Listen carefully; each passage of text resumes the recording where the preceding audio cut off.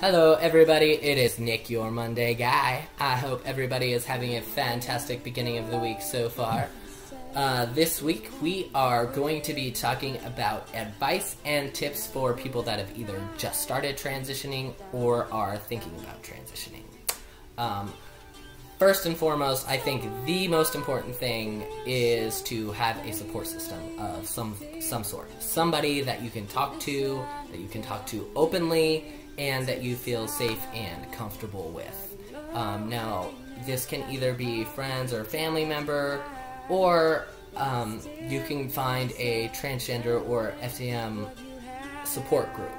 And that in particular is really, really nice because those people are also going through the same things that you're going through. So they'll be able to identify with you, and you can actually talk about your problems with somebody that understands what's going on. So that's nice. And, you know, I know all big cities have those, and as for the small towns, you may or may not, but online there is plenty of FTM or transgender support groups. You do Facebook, Reddit, Susan's, I think it's called Susan's Transgender Resources, it's a forum. So, you know, if you don't have people face-to-face, you can go online and find other trans guys to talk to, or trans girls, or non-binary, or anything that you identify as under that ginormous umbrella.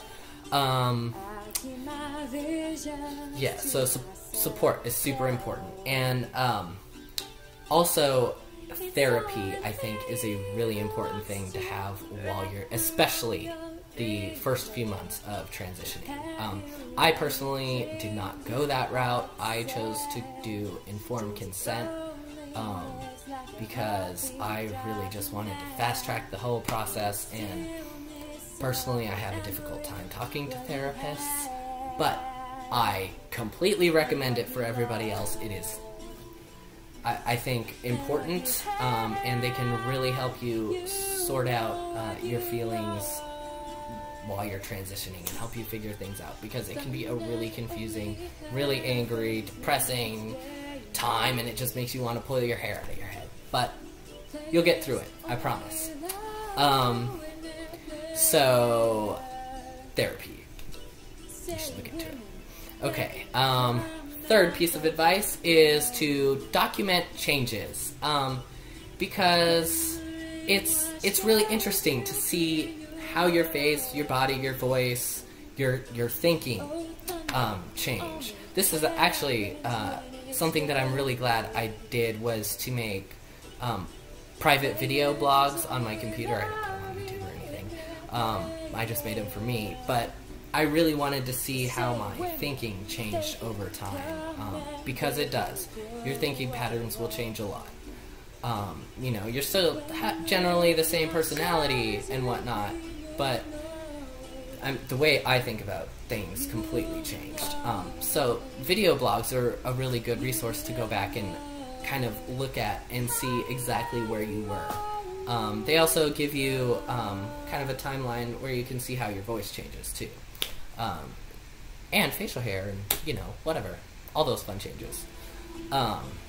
So I recommend that.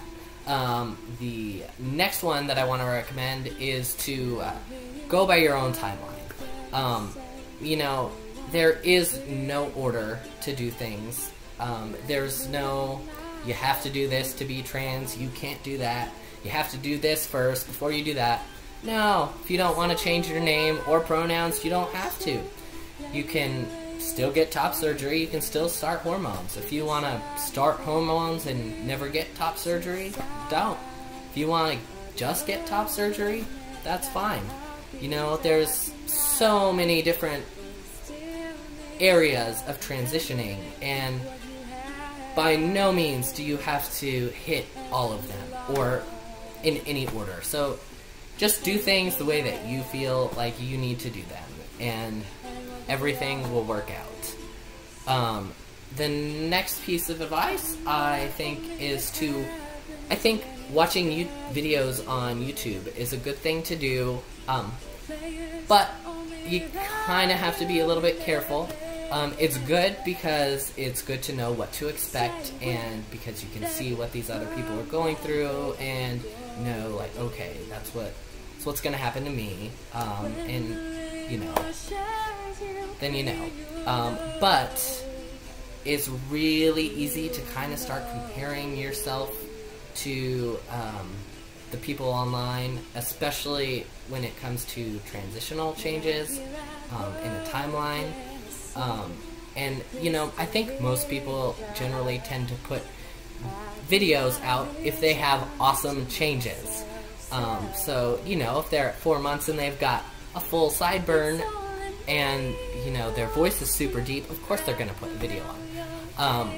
But you don't really see as many videos for the guys that have slower changes, which the slower is actually, I believe, the average. So be careful with comparing your changes to those that you find online. Definitely. I think that those are the big ones for me. So I will see you all next Monday. Don't forget to hit the subscribe button, and feel free to leave me any comments. I love to hear from you guys. Have a good week.